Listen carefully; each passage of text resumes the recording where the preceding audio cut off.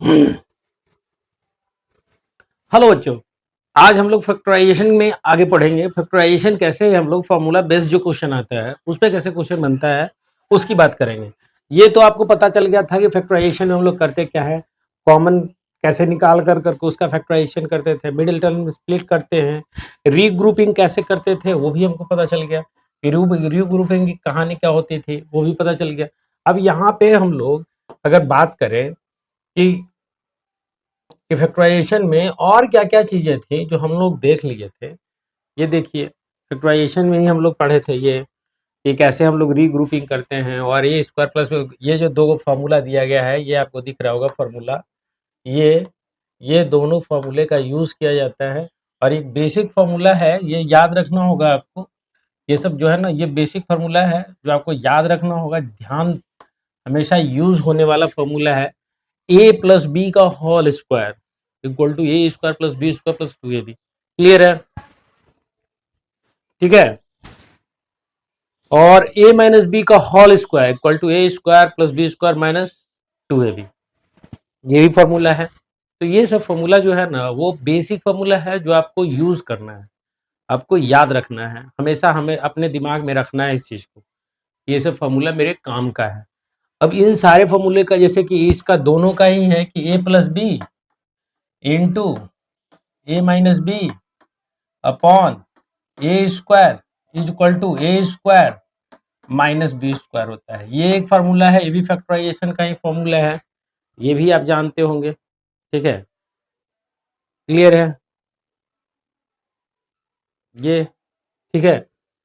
तो अब हम लोग देखने वाले हैं, कुछ और आगे बढ़ने का, सिलेबस को और आगे बढ़ाते हैं। तो चलते हैं पेज बाय पेज पे। ये मुझे पता था, ये हो चुका है, ये भी हो चुका है। इसमें बताया गया था कि कैसे हम लोग इक्वेट करके निकालते हैं, इक्वेट करके चीज़ों को कैसे निकाला जाता है। अगर मेरे पास दे दिया जाए, जैसे ये हम को देखें,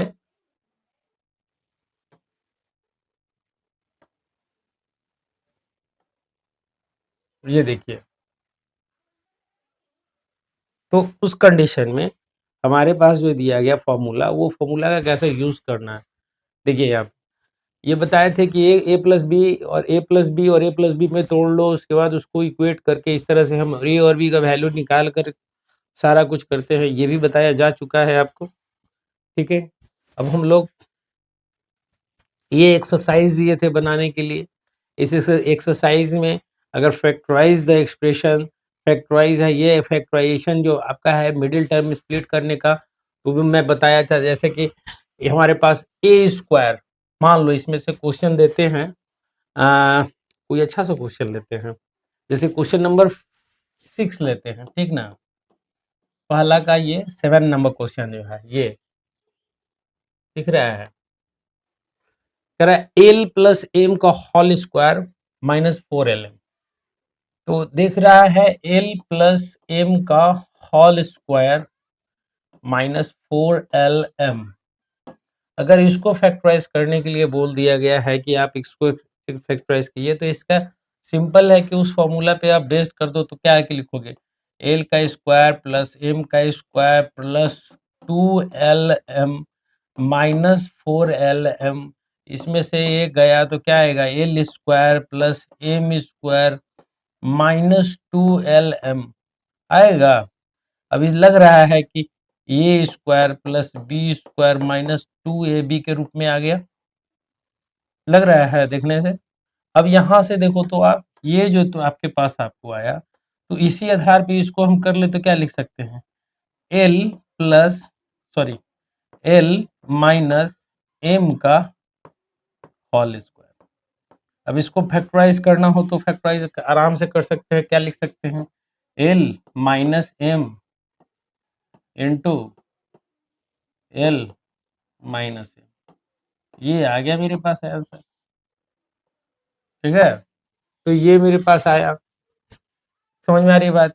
तो यहाँ पे हम देख रहे थे वो, ये मेरे पास आ गया। अब इससे रिलेटेड क्वेश्चन है, नेक्स्ट पेज पे चलते हैं। हम्म डिवीजन ऑफ अलजेब्रिक एक्सप्रेशन ये भी बता दिया जाएगा। अलजेब्रिक एक्सप्रेशन, किसी भी अलजेब्रिक एक्सप्रेशन का डिवीजन का मतलब क्या होता है? डिवीजन का मतलब होता है, वो हम बताए थे।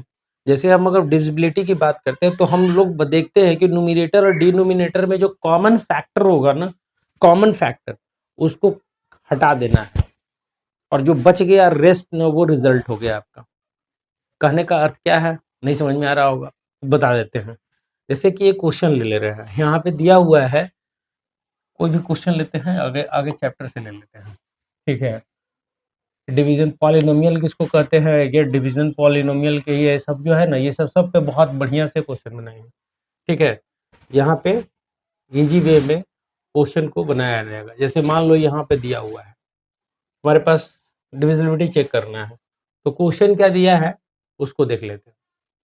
क्वेश्चन दिया है पहला में 24 x y square z cube by 6 y z square, ये दिया हुआ है, डिवीजन करना है। अब देखो तो, अगर हम बोले कि 20 बाई 5, तो इसका मतलब क्या है, 20/5, यही ना करते हो आप। तो यहाँ पे भी उसी ढंग से करें, यहाँ पे करेंगे कि ना करेंगे, बिल्कुल करेंगे। तो सेम वे में अगर करोगे आप, तो आपको क्या मिलेगा, ये 20 है, एक्स है, वाई है, जेड, सबको फैक्टराइज कर दो, तो हम लिख सकते हैं 6 into 4, 6 × 24, into x, into y, into y, into z, into z, into z, divided upon क्या लिखे, 6 into y into z into z. अब जो कॉमन है उसको हटाते चलते हैं, एक गया, 2 गया, 3 गया, ये 6 से ये 6 गया, अब बच क्या गया ऊपर में, तो 4 क्या बचा मेरे पास, 4 एक्स वाई जेड, ये 4 x y z क्या हो गया, ये मेरे पास आंसर आ गया, ठीक है। समझ आ रही बात। तो सिंपल वे में यहाँ पे यही किया गया है। जब हम बात करेंगे इसका, तो देखिए उसी तरह से इसको कर लेंगे, और करने के बाद बढ़िया से हम निकाल लेंगे आंसर, ठीक है। तो ये एक तरीका है आंसर को निकालने का, जैसे ये इसका हम निकाल लें, तो इसका भी उसी ढंग से निकाल सकते हैं आप, ठीक है। देखिए हमारे पास आया था 6 x y, ये तो क्वेश्चन दिया था, division of polynomial bye A monomial. अब मोनोनोमियल कहने का मतलब आप समझ रहे हो, मोनोनोमियल कहने का मतलब क्या होता था, याद है? जब बाइनोमियल मोनोनोमियल टर्म्स के बारे में बता रहे हैं, तो मोनोनोमियल बाइनोमियल ट्राइनोमियल क्या होता है, उसके बारे में हम बताए नहीं थे, आज हम उसके बारे में भी बता देते हैं, ठीक है। तो उसको देखते हैं।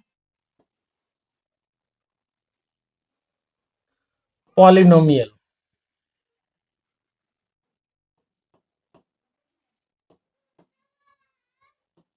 पॉलिनोमियल, पॉलिनोमियल किसको कहेंगे, पॉलिनोमियल क्या होता है, इसको समझते हैं। कहा गया कि एन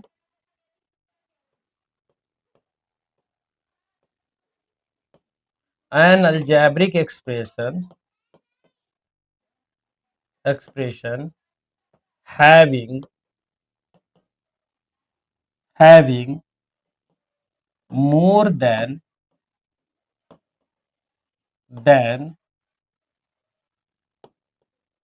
two terms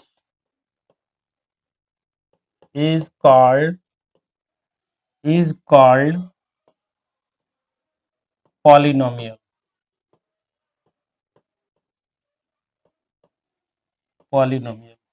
यानी कि एक टर्म जो है जो 2 से अधिक रखता है, तो उसको क्या कहते हैं, अलजेब्रिक एक्सप्रेशन, इसको पॉलिनोमियल कहते हैं। चीजों को समझिए, पॉलिनोमियल किसको कहा गया, क्लियर है। अब आगे चलते हैं, इसमें आगे पॉलिनोमियल की कहानी को भी आगे बढ़ाते हैं। जैसे मान लो कि एक टर्म है x, 3x, तो ये क्या कहलाएगा, कितने टर्म्स है इस अलजेब्रिक एक्सप्रेशन में, कितने टर्म्स है, केवल एक है, तो इसको कहा कहेंगे मोनोनोमियल, मोनोनोमियल, मोनोनोमियल। ठीक है, अगर 3x प्लस 2 हो जाए तो ये क्या हो जाएगा,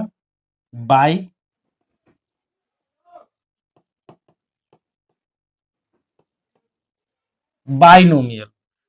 3x प्लस वाई प्लस 2 हो जाए ट्राइनोमियल। ठीक है, और मैक्सिमम जो पावर होता है ना, पावर यहाँ पे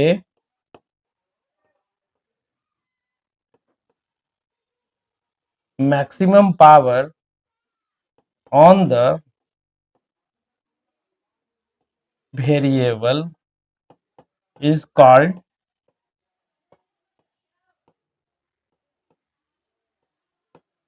डिग्री। याद रखोगे, ये डिग्री कहलाता है। अब यहाँ पे हम अगर लिख दें 3x² प्लस 2x प्लस 5, इसकी डिग्री क्या हो जाएगी, तो ये 2 है, यानी कि डिग्री क्या होगी, तो इसका हो जाएगा कितना, पर टर्म कितना है इसमें, एक टर्म्स, दो टर्म्स, तीन टर्म्स, तो ये क्या कहलाएगा, ट्राई नोमियल। ठीक है, यानी कि ट्राइनोमियल क्या हो गया, an algebraic set having more than two terms is called polynomial. अब ट्राइनोमियल भी एक तरह का क्या है, पॉलिनोमियल है। समझ में आ रही बात, सो सिंपल है यार, एकदम दिमाग नहीं लगाना। मतलब एक टर्म मोनो, दो टर्म बाई, तीन टर्म ट्राई, चार टर्म टेट्रा, इसी तरह से बढ़ते जाएगा, पांच टर्म पेंटा, छह टर्म हेक्सा, हेक्सानोमियल। तो इस तरह से, और जो डिग्री है वो मैक्सिमम पावर को डिनोट करता है। ठीक है, जैसे कि इसका है तो हम लिख सके सेकेंड डिग्री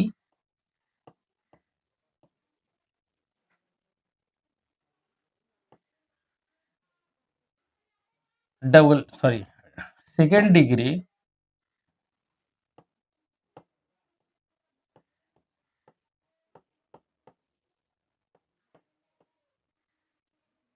ट्राइनोमियल, सेकेंड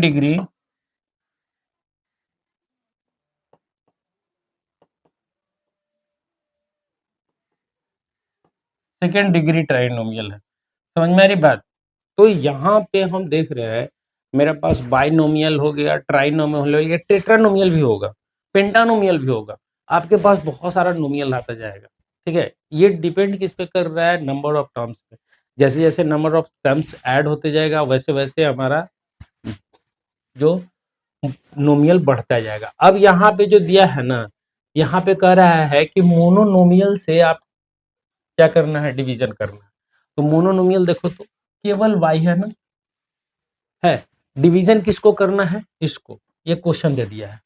हम बुक इसलिए समझा रहे हैं कि आपके पास मैं हूं नहीं अवेलेबल, ठीक, तो बुक आपके पास रहेगा, आपको पता चलेगा 4y³ plus 5y² plus 6y।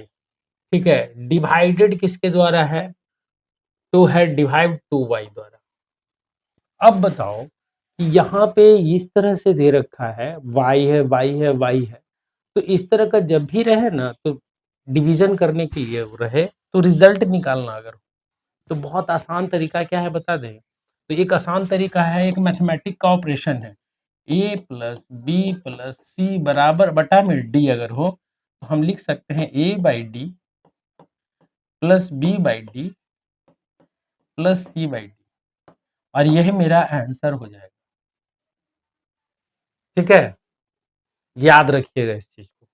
अब यहाँ पे हम चले तो उसको ही हम सिंपल एक लाइन में बना दिए, 4y³ upon 2y plus 5y² upon 2y plus 6y upon 2y। ठीक है, अब देखो तो यहाँ पे ये लग रहा है कि ये y है, तो यहाँ से एक y चला जाएगा तो 2 बच जाएगा, और यहाँ से ये 2 रह जाएगा, कट जाएगा, यहाँ पे 5, एक y से एक y चला जाएगा, ये 2 से 3 गया, y से y गया, अब हमारे पास रिजल्ट कितना आ जाएगा, रिजल्ट क्या आ जाएगा, तो ये 2 और यहाँ पे वाई स्क्वायर, तो क्या निकल के आया 2y स्क्वायर प्लस यहाँ पे 5 बटा में क्या आया, ये y से y गया है तो एक y तो बच गया है, ठीक है, एक y मेरा बच गया है तो हम क्या लिखेंगे y, ठीक, प्लस यहाँ पे ये भी गया और केवल 3 बच रहा है तो क्या लिखेंगे 3, ये मेरे पास रिजल्ट आ गया, ठीक है, देख लो आप।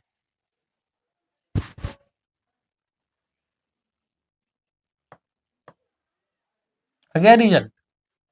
और इसमें बहुत ज़्यादा लिंदड़-पिंजड़ किया है, इतना ज़्यादा कुछ करने की ज़रूरत नहीं पड़ती है। अगर थोड़ा-सा खोपड़ी लगाया जाए, थोड़ा-सा दिमाग लगाया जाए तो क्वेश्चन को बहुत ईज़ी वे में बनाया जा सकता है। देखो, हर क्वेश्चन को बनाने का कम से कम 2-3 तरीका होता है, ठीक है? हर क्वेश्चन को बनाने का। ऐसा कोई क्वेश्चन नहीं है जो जिसको बनाने का 2-3 तरीका ना हो, सारे क्वेश्चन को बनते हैं। तो इस ढंग से अगर हम देखें, तो यहाँ पे हम लोग अगला चलते हैं, अगले पेज पे चलते हैं। यहाँ पे देखिए आप, कह रहा है division of algebraic expression continue polynomial bye polynomial. Polynomial को पॉलिनोमियल से डिवाइड करना हो। पॉलिनोमियल का मतलब 2 से अधिक टर्म वाले से। तो देखो ये डिवाइडेड है कितना x+2, तो ये भी एक तरह का बाइनोमियल है लेकिन है पॉलिनोमियल के रूप में, इसको कंसीडर किया जा सकता है इसलिए कि 2 टर्म्स है। तो हर एक पॉलिनोमियल, हर एक बाइनोमियल भी पॉलिनोमियल कहलाएगा, सारा कुछ कहलाएगा पॉलिनोमियल। पॉलिनोमियल में, बाइनोमियल में, मोनोनोमियल में कोई अंतर नहीं है। क्यों अंतर नहीं है जो बताते हैं। पॉलिनोमियल पूरा ग्रह हो गया, मतलब पूरा क्या कहा जाता है, पृथ्वी हो गया और उस पे हर एक चीज पाया जाएगा, वो क्या कहलाएगा, ग्रह का ही, मतलब पृथ्वी का निवासी न कहलाएगा। तो ये बात समझ लीजिए कि मोनोनोमियल भी एक तरह का पॉलिनोमियल है, ठीक है, बाइनोमियल भी एक तरह का पॉलिनोमियल है और x+2 भी एक तरह का पॉलिनोमियल है। तो यहाँ पे यही चीज बताया गया। अब यहाँ पे देखो तो डिवीजन किया गया, मेरे पास क्वेश्चन दिया गया है जो चलते हैं, 7x² plus 14x divided x+2, ये दे दिया गया, क्लियर है, ये डिवीजन करने के लिए दिया। अब देखो दिमाग लगाना है, हमारे पास ये ये दिया गया है। अब हमको क्या करना है कि इसमें इसको फैक्टराइज करना है, ठीक, तो इसको फैक्टराइज करें तो 7x² प्लस 14x अपॉन लिख सकते हैं x+2, डिवीजन का मतलब तो यही होता है। अब ऊपर वाले को फैक्टराइज करते हैं, तो जैसे अभी तक पढ़े वो करें, 7 इंटू एक्स प्लस ऊपर वाले को 7 इंटू 2 इंटू एक्स अपॉन नीचे वाला तो ज्यों करते हो रह जाएगा x+2, क्योंकि इसको फैक्टराइज करने का कोई मतलब नहीं बनता। अब ऊपर वाला देखो तो इसमें x है, इसमें x है, इसमें 7 है, इसमें 7 है, तो हमारे पास निकल जाएगा बाहर, यानी कि क्या निकल के आएगा, 7, यहाँ से 7, यहाँ से एक x, यहाँ से एक x और x नहीं आएगा, तो हमारे पास क्या आ जाएगा, 7x निकल के आ गया बाहर। तो अंदर में क्या बच गया, ये बच गया x प्लस अंदर में ये निकल गया तो क्या बच गया 2 अपॉन नीचे में क्या बचा है मेरे पास x+2। अब बताओ ये मल्टीप्लिकेशन में है, मल्टीप्लिकेशन में तो ये कॉमन फैक्टर कट गया, अब कट के कितना बच गया 7x, ये मेरा हो गया आंसर। देखिए अब इस चीज को यहाँ पे भी उसी ढंग से किया है डिवीजन का। देखिए यहाँ पे क्या किया है, इसको भी मल्टीप्लाई कर दिया, 7x यहाँ से निकाल लिया, ये निकाल लिया, उसके बाद x किया, ये एक दूसरे को काट कर दिया और कट करके यहाँ पे आंसर ले आया, ठीक है। तो हर जगह ये भी सारा क्वेश्चन जो है ना इसी ढंग से बनेगा, किसी को भी आप बनाओगे तो इसी ढंग से जो अभी पढ़े हो ना उसी को अप्लाई करना है, अलग अलग न्यूमरेटर के लिए अलग कर दो, डिनोमिनेटर के लिए अलग कर दो, आंसर अपने आप आ जाएगा, एकदम मस्त आएगा मक्खन की तरह, ठीक है। अब हम चलते हैं यहाँ पे, क्वेश्चन आ गया मेरा, बहुत सारा क्वेश्चन आया, यहाँ पे हर क्वेश्चन को आप कर सकते हैं, आपको जो लगता है वो क्वेश्चन किसी, ठीक है। इसमें से factorize the expression divided into directed, division them as a directed. अब देखो तो यहाँ पे दिया हुआ है, ये सब इजी क्वेश्चन है, कोई क्वेश्चन हाँ यहाँ पे देते हैं 7 नंबर क्वेश्चन को लेते हैं। 7 नंबर क्वेश्चन, ठीक है। 39 y cube 50 y square 98 divided by 26 y square into 5y plus 7, ये है मेरे पास, ठीक है। ये है दिया हुआ डिवीजन के रूप में। अब देखो तो साफ साफ दिख रहा है ये 13 है, तो इसको ऊपर वाले को अगर फैक्टराइज करते हैं, फैक्टराइज, ठीक है, तो इसको फैक्टराइज करेंगे तो क्या क्या क्या लिख सकते हैं। 39 को लिख सकते हैं 13 13 या 39 into y into y into y into, क्योंकि ये दोनों के बीच में है, उसके बाद इंटू क्या है 50, तो इसको लिख सकते हैं 25 इंटू 2, 50 को लिख सकते हैं इंटू वाई माइनस 98 को लिख सकते हैं 49 इंटू 2, ठीक है।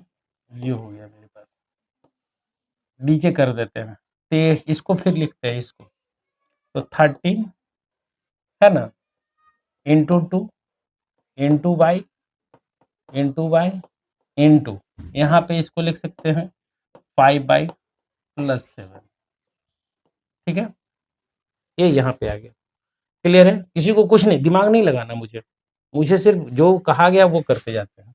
अब इसमें से देखो तो एक बार में हम क्या कर रहे हैं, तो 13 से 13 गया, ये y से ये y गया, ये y से ये y गया, 2 तो बचा नहीं है, 2 है, ठीक है, क्लियर है। अब हमारे पास रिजल्ट के रूप में क्या आया, ऊपर में इसमें क्या बचा, इसमें क्या बचा है, तो 3 बचा है और y बचा है, तो हम लिख दें 3y इंटू, इसमें देखो तो 2 है और इसमें भी 2 है, y तो कॉमन, तो 2 निकाल लेते हैं कॉमन, तो अंदर में क्या बच गया 25 वाई स्क्वायर और माइनस अंदर में क्या बच गया 49, ठीक है, क्लियर है।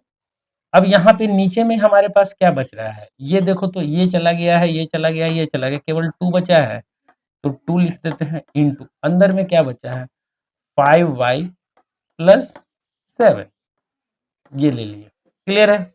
अब देखो तो यहाँ से ये 2 से ये भी 2 चला जाएगा, अब हमारे पास क्या बच गया 3y, अब 3y इंटू, इसको अगर आप लिखना चाहो तो लिख सकते हो 5 का स्क्वायर होल स्क्वायर, यहीं पे थोड़ा सा दिमाग लगाना होता है। ये 49 को लिख सकते हो 7 का स्क्वायर लिख सकते हैं, अपॉन नीचे में क्या बचा 7 बचा है। अब ये लग रहा है यहाँ पे, ये लग रहा है ये वाला कि A square minus B square बराबर जो फॉर्मूला था ए plus B into A minus B है, लग रहा है इस फॉर्मूला पे यहाँ पे बैठा दे, तो बैठा देंगे तो क्या आ जाएगा 3y तो ऊपर था ही इंटू, यहाँ पे इसको क्या लिख सकते हैं 5y प्लस 7 5y माइनस 7 बटा में 5y प्लस 7। अब ये देखो तो ये तो गया, अब ऊपर में केवल क्या बच गया मेरे पास बच गया 2y इंटू 5y माइनस 7, ये आ गया मेरा आंसर। तो कितना इजी वे में बन गया, देखे ना आप, तो ये तो बहुत इजी है। आप अभी तक जो भी पढ़े हैं ना मेरे से, वो सारे को एक जगह वीडियो को बार बार देखिए, क्वेश्चन बनना शुरू हो जाएगा। ऐसा हो ही नहीं सकता है कि क्वेश्चन ना बने, चैप्टर समाप्त हो गया, ठीक है। तो इससे रिलेटेड जो भी क्वेश्चन है वो आप हमको मेरे जो नंबर है उस नंबर पे आप व्हाट्सएप कर सकते हैं। नंबर लिख लीजिए 9472596050, व्हाट्सएप करना है इस नंबर को, और इस नंबर पे देखिए, इस नंबर पे आपको वहाँ पे ये इस नंबर पे आपको आपके द्वारा जो पूछे गए जो प्रश्न है उसका मैं वीडियो भी बना दूँगा या फिर मैं पढ़ाते-पढ़ाते उस चीज़ का ज़िक्र कर लूँगा, उसका सॉल्यूशन निकालूँगा, कुछ न कुछ उस क्वेश्चन को, उस पर्टिकुलर क्वेश्चन को आपको उसका जो कन्फ्यूज़न है, जो क्लीयरेंस है वो करके दूँगा। तो आपको ये आज का वीडियो कैसा लगा मुझे मेरे कमेंट सेक्शन में ज़रूर से ज़रूर बताइएगा।